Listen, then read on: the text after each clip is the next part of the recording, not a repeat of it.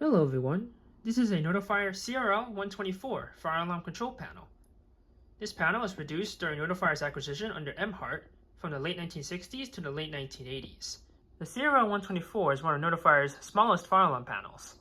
It's a single-zone conventional panel with one signal circuit and a reverse polarity output.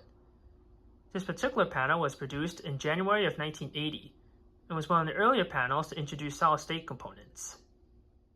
For this demonstration, we have an LNG1R pull station, a system sensor 2400 smoke detector, and for the notification appliance, a system sensor SSM24-6 vibrating bell.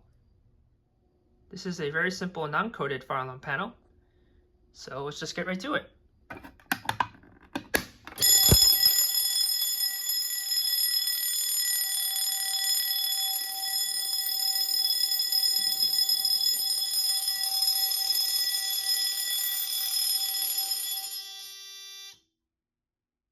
The controls for this panel are on the back of the door here. So the alarm silence switch is a toggle switch, not a momentary switch, as is the trouble silence switch. And on the front, the panel indicates a trouble. There is no alarm LED on this panel. So let's reset this.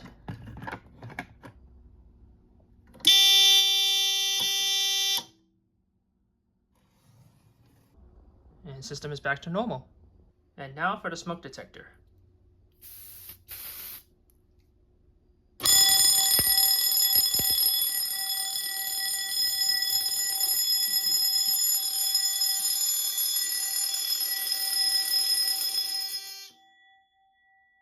Silenced again.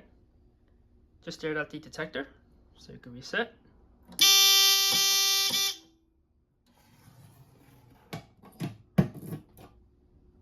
And back to normal. The CRL-124 is a small fire alarm panel. Here's the size comparison to the SGF-2000 that was released in the late 1980s. And the CRL-124 is just a bit bigger. On the door, there are two LED indicators, a green one for power or pilot, and a yellow one for trouble conditions. There are no alarm LEDs on this panel. Any abnormal condition, including alarms, falls under the trouble LED.